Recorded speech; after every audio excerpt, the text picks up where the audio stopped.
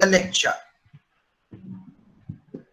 In the last lecture, Professor Das, while speaking on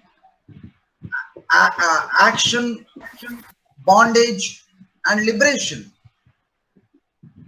spoke of karma as the immediate cause of bondage and ignorance as the root cause of bondage.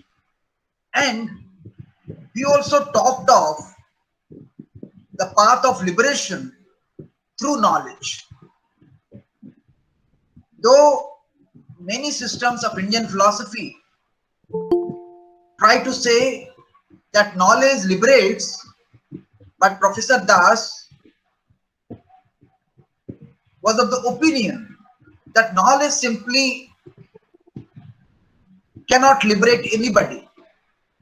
Once the knowledge is attained, one has to renunciate his past dispositions, past memories, wrong thoughts, conceptions, etc., etc. They have to be renunciated. It is only then one can put a step forward in the path of liberation. We also spoke of a karma sannyasi who doesn't have any sense of agency, who has his ego totally lost, and he is who is self-conscious. And again, very nice thing is said that karma sannyasi is one who is neither trapped by the dream or the imaginary world, nor is he bound or trapped by the scientifically proven empirical world. He is simply guided by his inner consciousness. And also he concluded the last lecture by asserting that whatever action a karma yogin carries on, his actions in every moment liberate him from the chains of the world. So today he will be speaking on karma sanyasa as a state of actionlessness. This very title brings in us a sort of question. What sort of state is this? Is this a state of renunciation of action, or is it a state of renunciation in action? Well, we all know in the lines of Bhagavad Gita that the Gita recommends not the renunciation of action, but Gita recommends renunciation in action. So let's see what Professor Das has got in store for all of us. Without standing in between the speaker and you, let us all move to Professor Das for his lecture. Now over to Professor Das.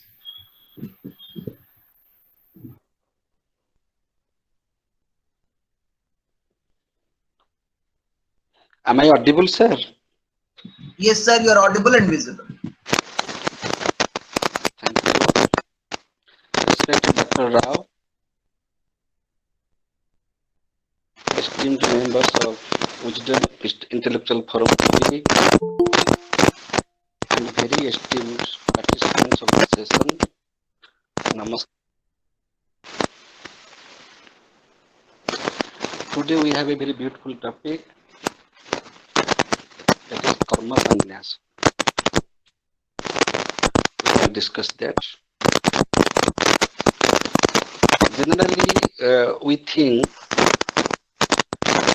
karma sannyasa means Sir, renunciation please of excuse me. Please excuse me. Your button is loosely centered. That's why there is a noise, sir. Sir, your microphone is loosely centered. Insert it properly, sir. hello, There hello, is a, there is a side voice, sir. Anyway, let's go. Let's continue. Let's continue. hello. Uh, Is it better? now it is okay. Now it is okay. Now it is okay.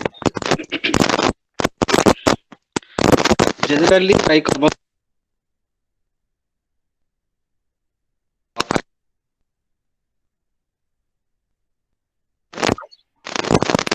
Sir, voice is state, not coming. Voice is not coming, sir.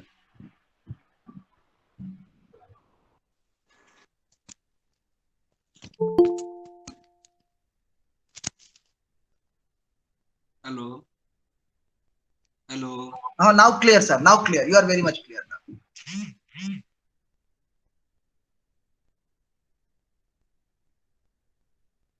Today we are starting with some problems. Anyway, generally we mean by commotionness that is renunciation of action. But in the Bhagavad Gita, it is clearly said that it is not renunciation of action, rather it is renunciation in action. But the Sanskrit term karma sannyasa, the title itself appears to mean that as if we have to give up all types of duties, all types of actions, which is really impossible in our practical world. Because we cannot live a single moment without doing any action. Every moment of our existence is nothing but a type of action. Not only that, when we do something, we can say that that is our action. Even when we speak something, even when we are silent, that is also our meaningful actions, very meaningful. Suppose I am uttering some words, that words, that language has meaning, and that language has certain effects on the listeners. If they don't understand, that is a bad thing. Suppose I shall speak to a stone, I shall speak to a tree, the matter is different. If I am speaking to a human being, and if he is able to understand what I am saying, and if he or she is affected by my utterances, then that is also my action. That is also my work. Suppose I don't speak anything, I just remain silent. So that silence has some meaning, and that silence has some effect on the counterpart. Therefore, our silence is also our karma. When we are sleeping, we are not doing anything.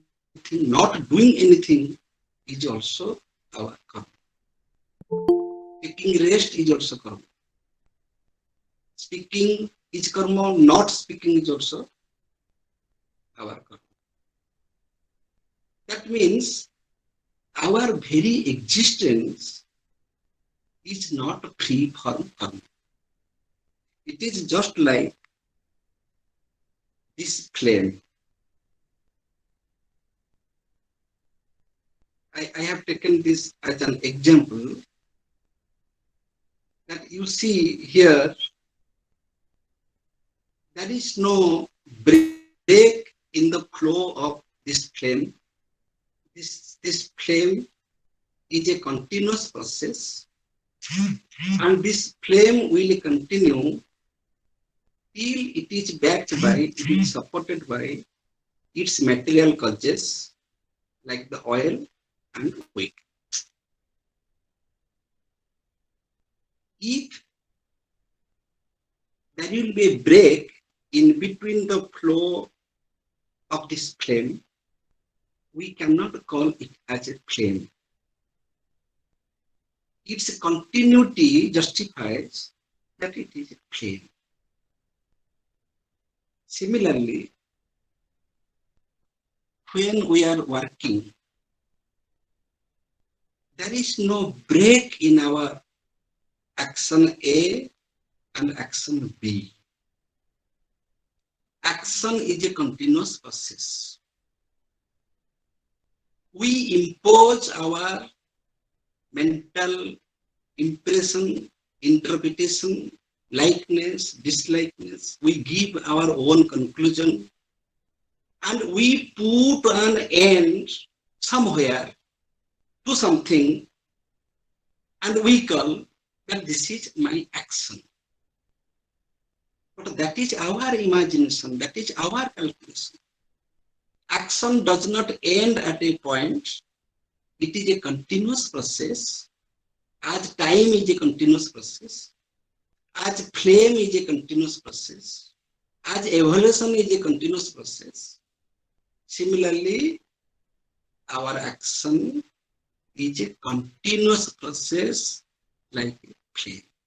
According to our adjustment, according to our practical necessity, according to our time scheduling, according to our pragmatic perspective, we stop somewhere and we call that my action is finished. My action started from this point and my action ended at another point. This is our calculation, but action is a continuous process. Suppose, we shall take an example.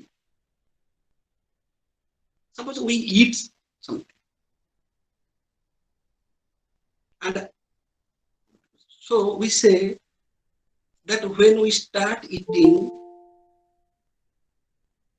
our action started, and when we finished our dinner, our action ended. But this is our calculation. It is a part of our action. It is not the whole action. In the series of actions, our taking dinner is a part. And after taking dinner, we have to digest that, or we have the side effect of our meal, of our food, and the process goes on. The process goes on in positive way or negative way. Suppose I spoke something. Suppose I uttered something. I spoke something. I scolded my friend in bad language. Suppose I committed a mistake. We think that the moment I utter a word, that action ended there. No. That action continues with the vibrations that is shared between we two friends, and that continues like the flame. But we think that I have told yesterday, so that work is finished. It has no effect at all, so the action is finished. No. And not only that action, in addition to that, we are engaged with other engagements which are necessary for our existence. We have our body, mind, and spirit. So our body functions, therefore we have to do many things for the sustenance of our body, for the maintenance of our body. And we also exist mentally, psychologically. Psychological existence means we cannot exist like a machine, we cannot exist like a tree, we cannot exist like an animal. We try to understand the meaning of a word, meaning of everything. So we try to find out the semantic aspect, the meaning aspect. Therefore, mind is satisfied. So that is our mental existence. What he said, why he said, did he say to me or not? What is his intention or what is her intention? Our existence is also connected with such type of a mental orientation. And our existence is conditioned by that. And there is no end. There is no end to this process. It is a continuity. It is a continuity. If at any point the flame will break, then there will be no flame at all. The flame is there only because of its continuity. Similarly, when we are doing our action, if at any point we stop and think about the consequences, think about other unnecessary things, that means there is a break in our continuity. So karma has a sequence. So that sequence should not be disturbed. Actually, it is not disturbed.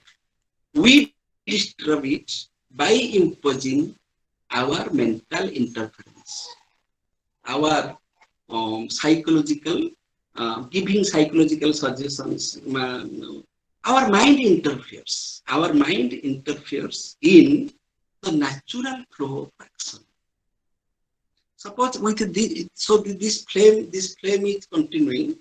If I shall take my hand in between, so what will happen?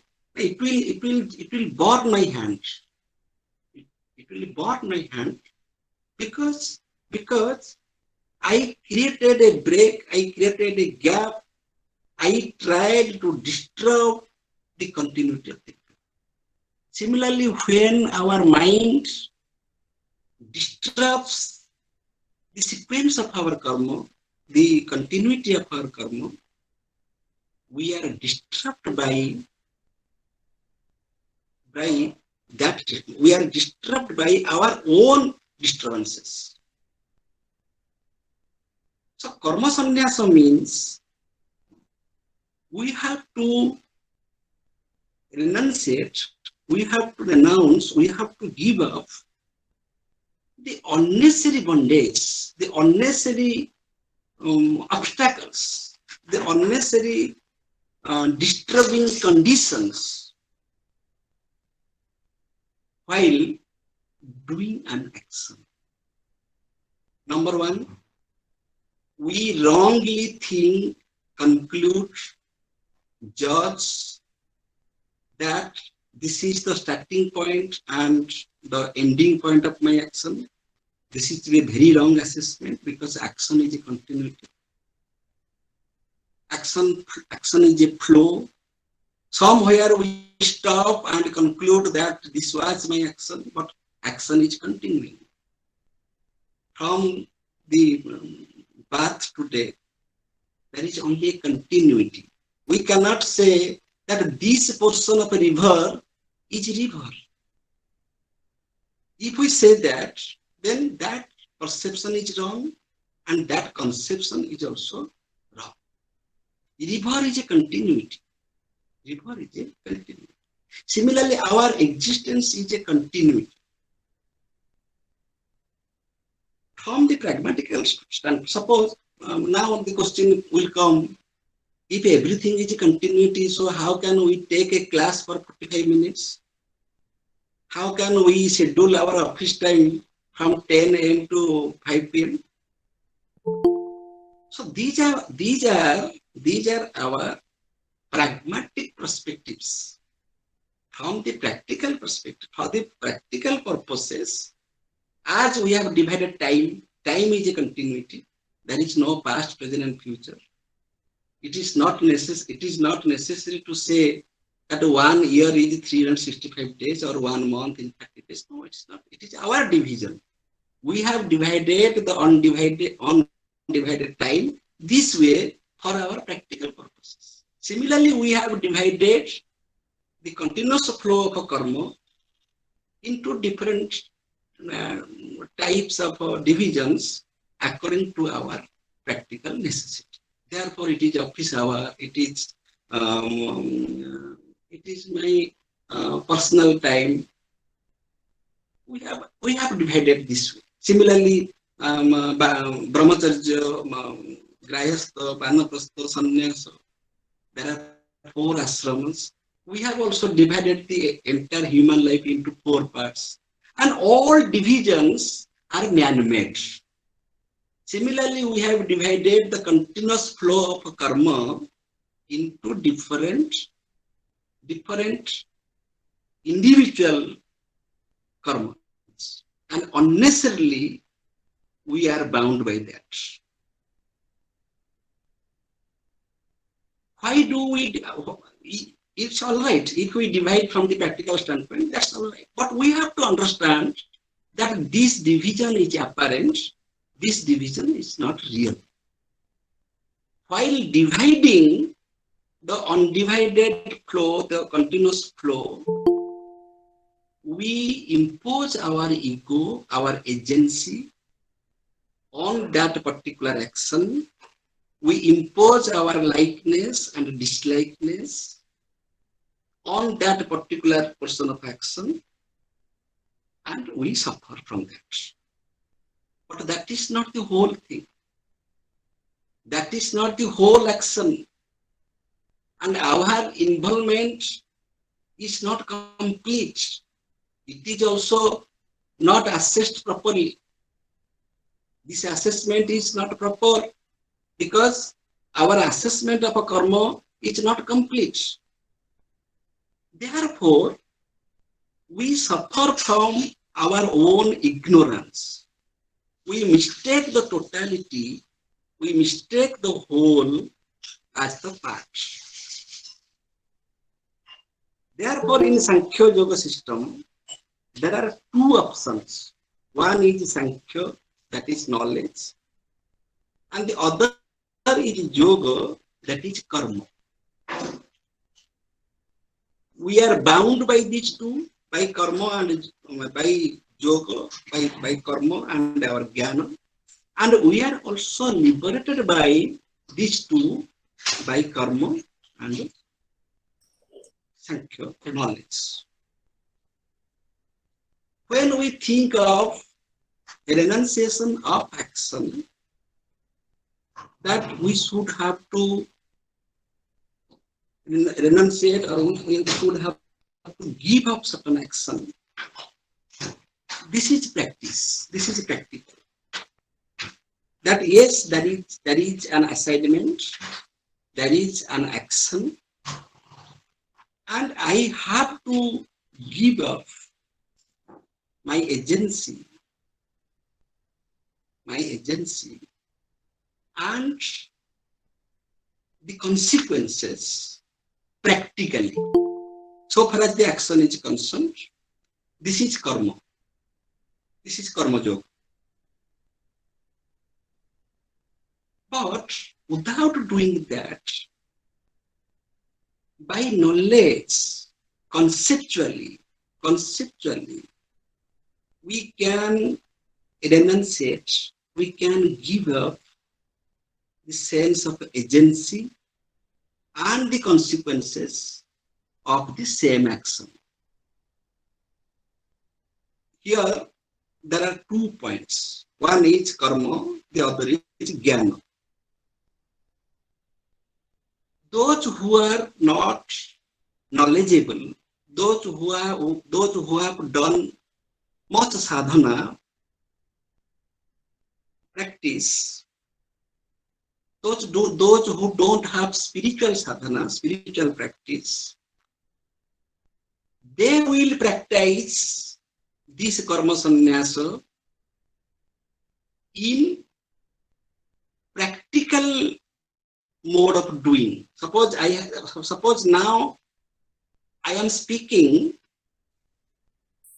Now I shall try to withdraw, try to give up, try to renunciate the sense of agency that I am not speaking.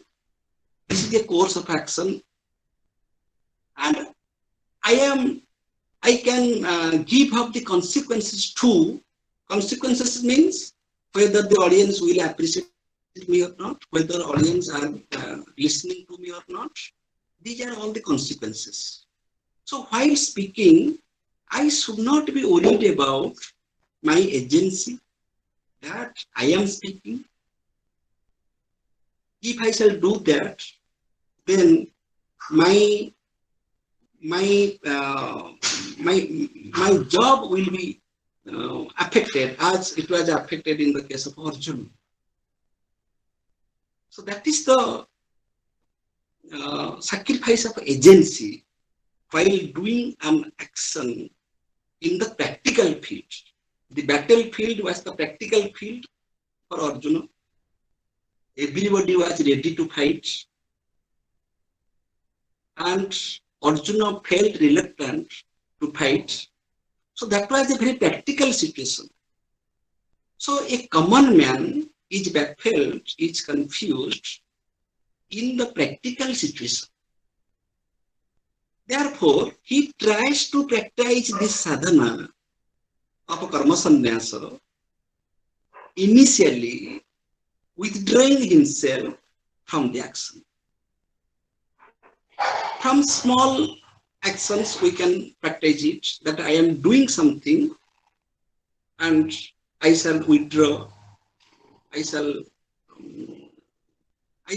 give up that sense of agency, and I shall sacrifice all the consequences. I can do it practically. But beyond that, there is another possibility, that at least I can understand, I can realize conceptually that I am not agent. This is Jnana Yoga. This is knowledge. Here action is not necessary. This is software. The first one was hardware. I shall make my software, I shall tune my mind, I shall be established in such a wisdom that whenever I shall do anything, I shall not be affected by my sense of agency, or I shall not be affected by the sense, by the expectations, the ideas of expectations. So conceptually, I can groom, I can culture my mind so that whenever I shall be involved in any action, I shall think of that flame. That flame means the continuity of action, and I shall realize that I am the disturbing element who is unnecessarily interfering in the continuous process and making judgment or making assessment that this is the starting point of my action and this is the ending point of action. So this is my part action and I am the agent of that. So, and I have certain expectations. Practically also, when we teach our students in our classroom, I never encourage my students that you just be attentive in the classroom, and after this classroom, you you forget. You are free to move. I never encourage that. But generally teachers do that. If this is my classroom, be very much attentive. Otherwise, I cannot teach. Whether I can teach or I can't teach, that is not a problem. Problem is that we should not engage our students only in the classroom. That is the biggest problem of a teacher and of a student. I encourage my students, take your concepts. Suppose there is a philosophical concept. Suppose karma sanyasa that we are now discussing. Don't be attentive while I am speaking now in this webinar. This is necessary, but this is not sufficient. I encourage my students, even don't go through your books, don't go through your notes. These are all mechanical things that a very average student can do. All the time, you reflect on the concept, what my teacher taught me yesterday, and what my teacher is teaching me in this classroom, with how far it is correct, how far it is relevant to my life. All the time, the student should be engaged in his thought freely. Freely means he should not take it as a burden. He should not take it as an assignment. Take that concept by your heart and your mind, and always think about that. That is the continuity of learning. Learning, learning does not mean that the college bell rang, class started, college bell rang, class ended. So learning is a continuous process. Knowing is a continuous process. Even when we are doing, even when we are engaged in our daily life, daily work, we should think of, and all great thinkers really do that. Great poets, great scientists, those who are very good creative, innovative teachers, they do that. They in their daily life, when others are engaged in their casual activities, they think over the seminal concepts which they like most. So learning is that continuity. It is not confined to our classroom. It is not confined to our study hour. That this is my study hour, I shall teach. No, this is that way we may cover our courses, we may finish our syllabus, but we cannot be able to realize the truth. Realization of truth is possible when we learn something like the flame, There should not be, and learning from each other also. We have to learn from everything, from a child, from a tree, from an animal, from a beggar, from a rickshaw puller. All the time is the time of learning. This is the process of continuity. And I told, not only our physical action, our thought is also our action. Our speech is our action. Suppose I don't speak, I don't do anything, but I just think of somebody, very ill.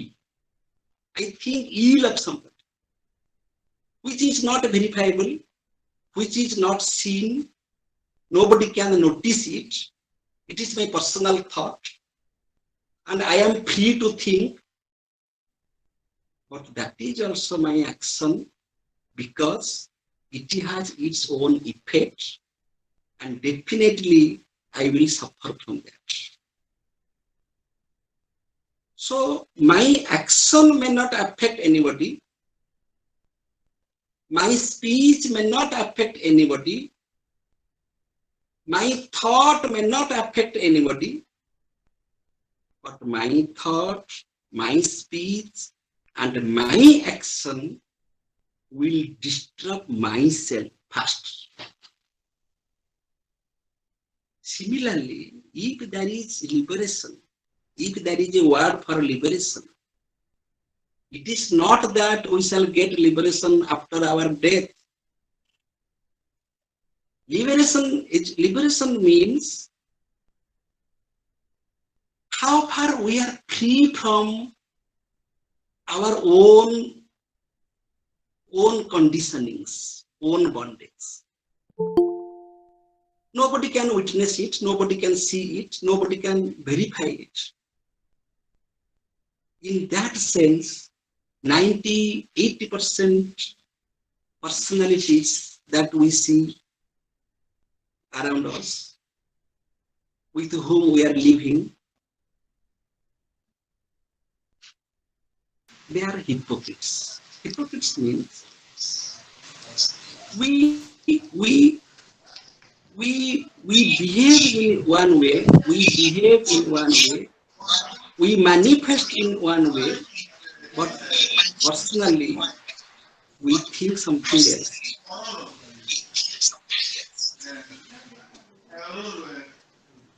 Somebody is talking. Please mute.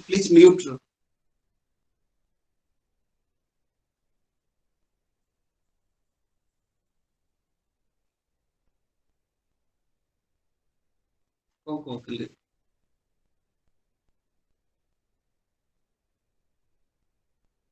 Dr. Rao, what I was saying? One has to be free from his own conditioning. No conditioning should be there. Conditioning. Yes. That is liberation. Liberation means we have to be free from our conditionings. Not that we have to be free from this empirical world. Not that we shall flee from this empirical world. We shall give up this empirical world. We shall give up all karmas. Renunciation of action is condemned here. The liberation does not mean that. Suppose I shall go to the Himalayas. I shall go to any ashram and I shall stay there. I cannot be free if I am not free from my own conditions. Wherever I go with my format of thinking, format of acting, format of believing. So I am not free from my format. So I am suffering from my format, my vasanas, my conditions. So I am my bondage. Therefore, I am my liberation. So the world is not a matter for me. The world is not a condition for me. I am the cause of my bondage. So I shall be the cause of my liberation, and that is possible by two ways. One is karma and the other is jnana. By doing karma in practice, by renouncing, by giving off the sense of agency and the consequences, we can be free. And by thinking, by culturing our mind in that way, that our mind is so groomed, so cultured, that whenever I am doing any action, I am free from my agency and free from the consequences. And I should be free because that is my own creation. That is not the nature of my, that is not the nature of action. That is not the nature of creation. Creation is a continuous process. Wherever I am giving a judgment, that is my imposition only. Imposition of my education. I think that I am educated, therefore I give my educative impositions and I suffer from that. Just be an observer, just be an observer and look at the flame that is growing continuously. Similarly, we can observe our own nature, our own activities, our own likeness, our own dislikeness, our own bondage, and our own liberation.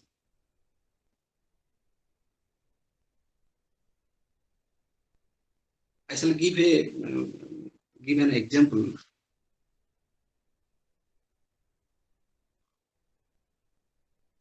One day, this is example. This is a fact.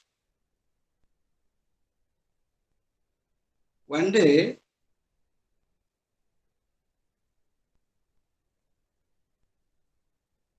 this is matter before 30 or 40 years when there was no mobile phone, no good communication. So a teacher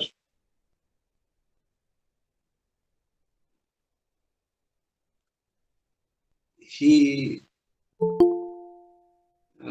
went to toilet in the bus stop, and one mistake he committed, that he kept his luggage and his purse outside the toilet. That he should not do, and he went into the toilet. He finished his work, and when he returned, he found that his luggage with money, purse, everything is stolen. This was his police activity, and he was left only with a towel, and nothing is with him. Then he went to the nearby police station, and there he narrated everything, that everything is lost in a house. How can I go to my village? So some policemen, they helped him by giving him the dress of a prisoner, by the prisoner dress, and with that dress he went back to his village by bus. So on the way, everybody is looking at him, thinking that he's a criminal, that he's with such dress. But the teacher is not disturbed because he knows that it is knowledge. He knows that he is not a thief, he is not a criminal. So he was not affected by the comments, assessments of the public. That means he is established with his self-knowledge that he is not a criminal, he is not a he is innocent. So he was not affected by the comments of the public. Then he reached at home. So this is a sign of liberation, sign of freedom.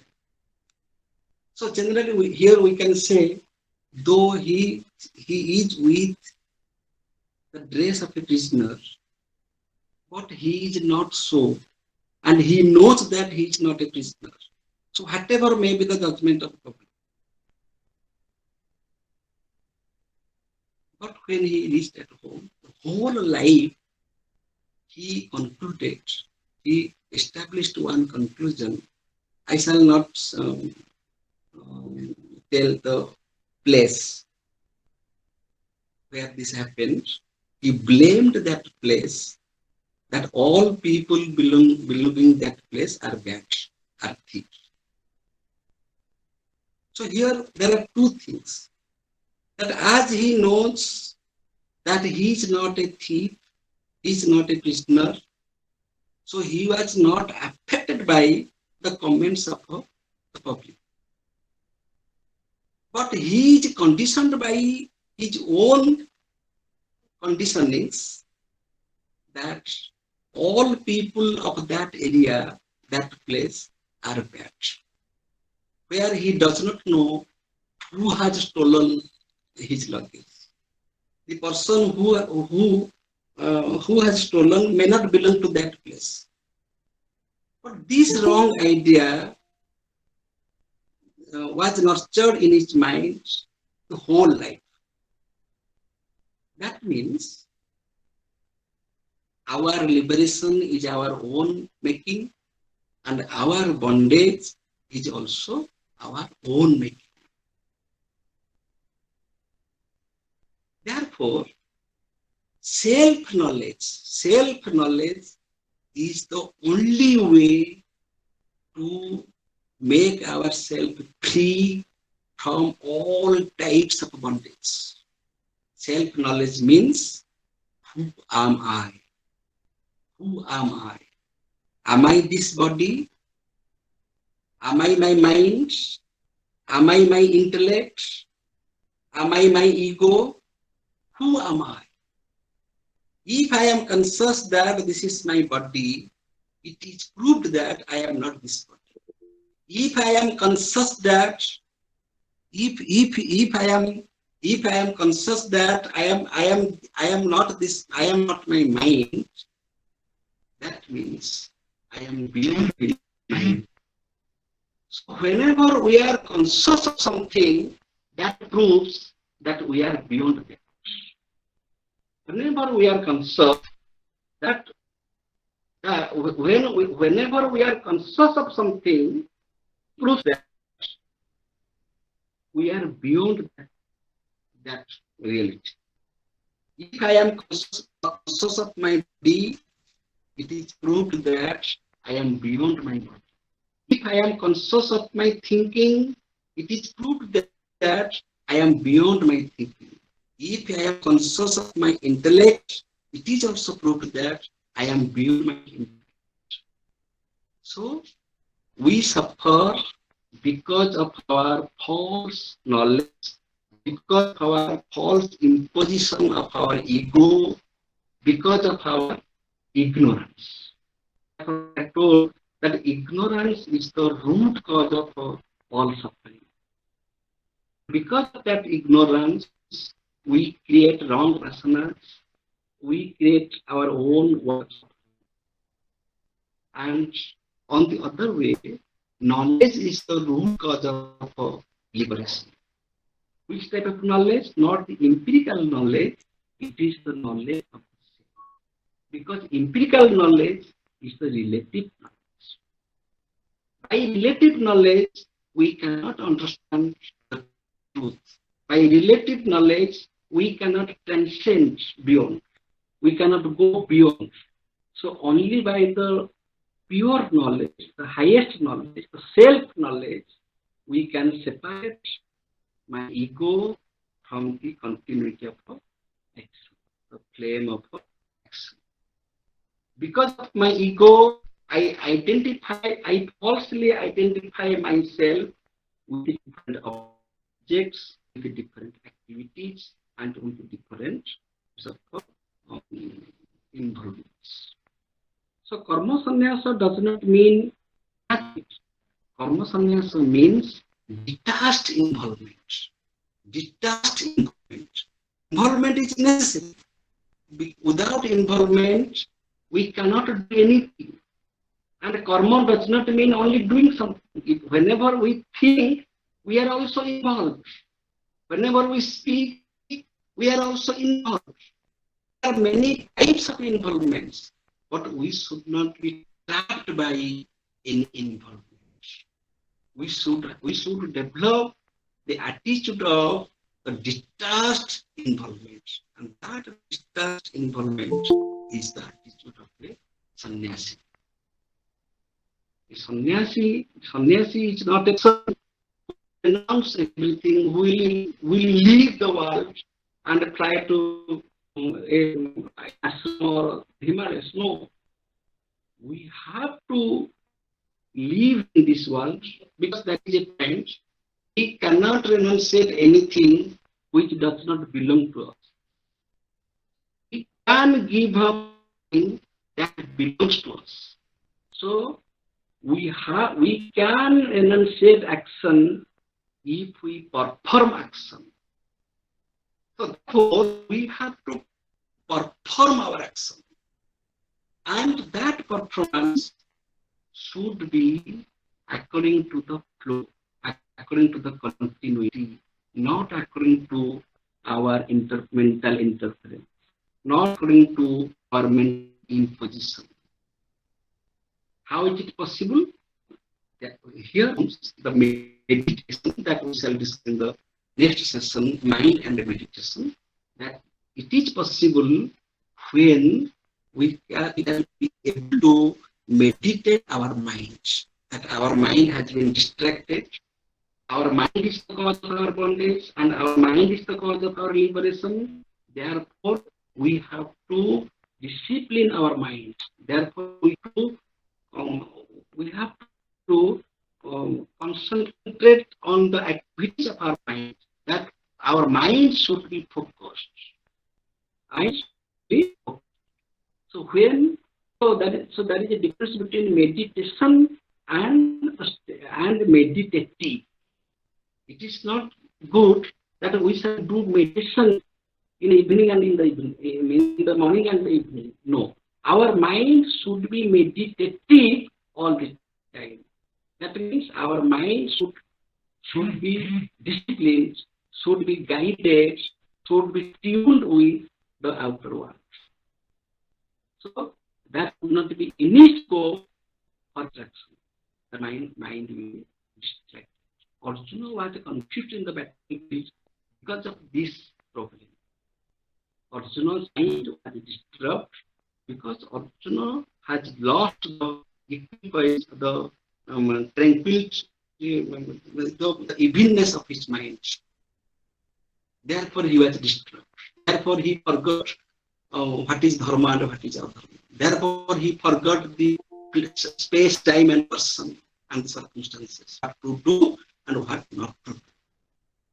So, whenever we are in a crossroad, whenever the crossroads will come in our life, but whenever we are in a crossroad, we have to choose one particular path which is conducive to Lokasangraha or the welfare of the people, well-being of the people.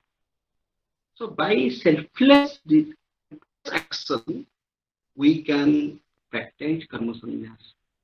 The action that is not guided by the sense of agency, number one. The action that is meant for the well-being of the society. Number three, the action which is done with a samarpan bhava. Samarpan bhava means the action which is dedicated to the divinity. To the divinity. Such actions cannot bind us. Though we are involved in activities, that actions cannot bind us. So, karma sannyasa does not mean the absence of a karma or a renunciation of a karma. Karma sannyasa gives us the skill of doing karma. Yoga karma kausala. That skill is detached involvement. That we have to enjoy this. We have to be involved in this world, but we should enjoy everything. We should be involved with the sense of detachment. Attachment with detachment. Attachment with detachment. That is the true meaning. In the next session, we shall discuss about meditation, that how it is possible. Because we have single mind, and that mind is suffering from bondage, and that mind is seeking liberation. And how it is possible by the singlest instrument. In the next session, we shall discuss mind and meditation. Thank you.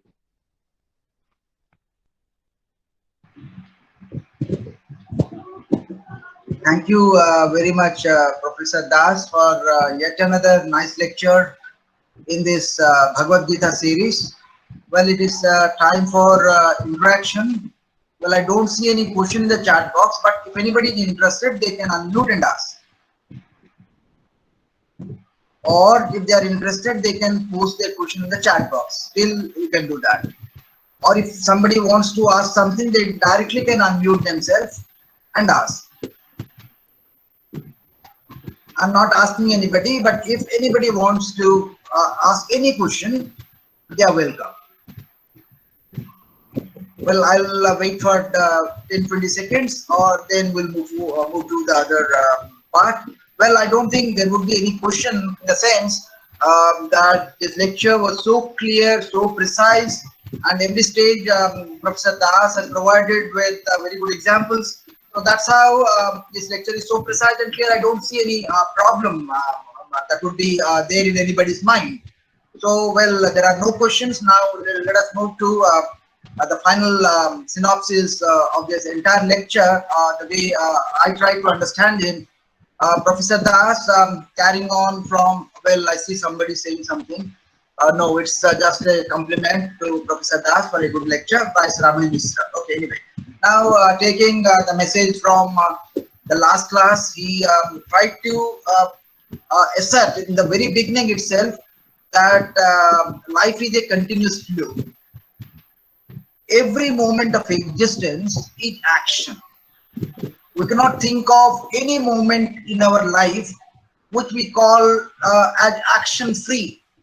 We say walking is action, not walking is also action. Speaking is action, not speaking is also action. So every moment we are doing, we are in an act. So there may be a positive sense to that, or there may be a negative sense. We may be carrying on an act, or we may not be carrying on an act, but still that counts as action. So he says, from the very birth till death, life has a continuity. There is no break in it. He tried to explain this by taking the help of a flame in the lamp. Till the wick is supplied by the oil, the flame continues. There is no end in the flame. There is continuity in the flame. There is no break in the flame. But what we do, we try to break this continuity. There lies the problem. So we try to compare our life as a continuous flow of actions, and he tried to explain it by the continuity of the flame in the lamp. There is no break. If at all there is a break, that break is due to our own conditioning. If you want to make a break in our action, we try to limit a certain moment of time, a certain period of time as constituting certain action. Then we are breaking action as a series, or we are breaking the continuity in the action. Professor Das has said that karma has a sequence which is not to be disturbed. It is naturally there. It's a natural flow. Karma is a natural flow. It is continuous. But what we do is, say our mind disturbs this karma, this flow. And it is due to this certain problems arise, And it is hence Professor Das recommends that since it is the mind that disturbs the flow of the flow or the continuity of actions, it is the mind which needs to be controlled. He says, because of this involvement of the wrong involvement of mind, that we conclude something as an event, something as an action, by wrongly dividing the action. Because action, as it is in a flow, it is one, it is continuous. But we segregate into certain events. Now he said, well, that has a pragmatic sense. Why do we segregate it, the continuity into certain events? It has a pragmatic value. It has to be understood with reference to a particular context. It has to be understood. That's why he gave a reference to time to explain, like time is a continuous flow forward. Time is one. It is unbreakable. But for our practical necessity, we make certain intervals in time, or we try to divide the time as per our practical necessity. Otherwise, time is one. So similarly, like the flame of a lamp or the flow of time, which is continuous, our action is also in a continuous flow. But our mind disturbs this continuity. Why our mind disturbs this continuity? Because of our ignorance. Okay, so this ignorance, making the mind to condition it, okay, binds a personality to a particular course of action as the whole action. He was referring to, he has given the example of a river. River is in a flow, it is continuous. But if you take a part of the river, or if you identify a part of the river as the whole river, we carry a problem. There lies the problem. So, river is a flow. It has to be understood it has to be understood as a continuous flow. But if we limit it, the part that we see as the river, then there lies the problem. Here in human action also the same thing happens. We don't recognize the karma as a sequence. We limit ourselves to a particular event and call that as action. But he made it clear that if the mind is controlled, if the karma is blended with a true knowledge, such a man is a karma sannyasi who who doesn't limit himself or doesn't limit his action, a particular action, as the whole action. He sees the flow in every action. He sees the flow in every action that he carries. No action can be taken in a piecemeal, distinct and different from the series of action. That's why Professor Das says the man is the cause of his own bondage. Why? Because he takes the part as the whole. Because he takes the part as the whole. And that's why he is in a bondage. And it is man himself who can understand, who can realize that the part that we are mistaking as the whole, we can come out of it once we have a true knowledge or a self-knowledge. What he says is self-knowledge. Once a man has a self-knowledge, he can see the whole even in the part. He can see the whole in the part means he can see this part as not as distinct from the whole, but as an organic constituent of the whole. And this can be done, or this sort of attitude, this sort of knowledge is carried by a man whom he calls as karma sannyasi. A karma sannyasi is a man of karma blended with the true knowledge. So such a man is never affected by the external circumstances. He was giving the example of a man wearing the clothes of a prisoner, but still he is not affected by the external circumstances if he carries in his mind, if he has a true perception of his own self, that he is not a prisoner, he is not a thief, he is not a dacoit. He is clear. The self-knowledge liberates. But if he is affected by the external agency, external circumstances, then he is not a man of knowledge. So a man of knowledge is a man who is not affected by the external circumstances, number one. Number two, a man of knowledge, a true knowledge, does not carry with him his false ego. Number three, he doesn't feel a sense of agency. He carries on the action without thinking of the agent, without thinking that he is the agent. He totally sacrifices the sense of agency. The sense of agency or the sense of ego is totally lost in a karma sannyasi. So, a karma sannyasi, number one, is a man of knowledge.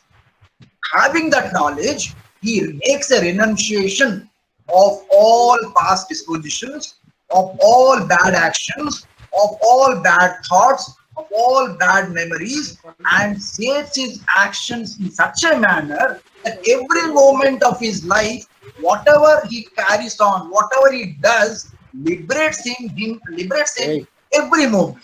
So he is never chained. Every action he is liberated. He feels liberated because nothing can bind him, nothing can chain him. Man of knowledge is totally free from the external circumstances, external agencies, and also he is not bound by any sense of agency or any sense of feeling of ego. So that sort of man is the man of is the karma sannyasi, whom finally he says the karma sannyasi involves, there is involvement, but with a sense of detachment. A karma sannyasi has an involvement in the world, but every act of involvement carries a sense of detachment. There is involvement in the world, but with a sense of detachment. In the previous class, he was giving the example of a drop of water on a lotus flower. This explains who is a karma sannyasi. A karma sannyasi does not renunciate the action. A karma sannyasi makes a renunciation in action. There is no renunciation of action. There is a renunciation, there is a sense of renunciation in action. Every act that he does without a sense of agency, without a sense of ego, without any sort of desire, without thinking of the consequences. He carries on his action in the lines of his own swadharma. So the example of a drop on the lotus, it is something like this. If you anybody who has observed a drop on a lotus flower would have seen that the drop will be there on the lotus leaf, but every moment it is prepared to come out of it. That means, so there is attachment to the world, but every moment there is a sense of detachment. This is how a karma sannyasi lives. There is attachment to the world, but in every attachment there is a sense of detachment. This is how we define a karma sannyasi. There is involvement in the world, but in every involvement there is a sense of detachment. Such a man is a karma sannyasi, and such a man is all does find liberated in every moment, finally making his path to that ultimate bliss. Thank you very much, sir, for your very nice lecture. So it was a very nice lecture, I think, and I hope the people, the participants who have joined this day definitely would have liked this lecture. I thank all the participants for being connected with us. Now I move to Srimati Swarnalata Tripathi Madam to propose the formal vote of thanks. Over to Swarna Madam. So I should thank the speaker for making this lecture so good. Now over to Swarna Madam for proposing formal vote of thanks. I think she left already. Achha. Swarna Madam, are you there? Hello, sir. Hello. Yes, sir. Yes. Please, you propose vote of thanks on her behalf. Yes, sir. Hello. Yes, sir. Yes, sir. You propose vote of thanks on her behalf. Okay, sir. Okay, sir. Okay, sir. Well, thank you, Professor Das. At first, I would like to thank Professor Das for taking this wonderful responsibility of delivering lecture series spread over 30 lectures on Bhagavad Gita. It is not an easy job, it's not an easy task to be involved. It is only then one can take the responsibility of delivering 30 lectures. So it's a beautiful task, it is a wonderful task, and I'd say it's a very hard task. So I should thank Professor Das for taking this responsibility and going through the text, informing us about various aspects that are contained in Bhagavad Gita in such simple words, with such clarity. Definitely, we should thank Professor Das for giving us the message of Gita in such simple words. So I should thank him for all the lectures that he has delivered, and also I should thank him for today's lecture. I should thank all the participants for being connected in this virtual mode. I see some new faces today from outside the state, Professor Desra Siswal and others who are there today. I should thank them for being connected with us. So it is only when you are there in large numbers that the speaker can feel much more good, and he can be with much more force and energy to bring to us more and more new things that are contained in the Bhagavad Gita. So I should thank even Sravan and Ishra and others who are regular participants in this event. So apart from that, I should thank Anirudh Panda sir and all others who are connected in this virtual platform. So I thank all the participants for making this webinar series a successful one. I also thank Swarnalata Tripathi madam for being the source of inspiration for chalking out the programs in this entire webinar series. So I should thank her also.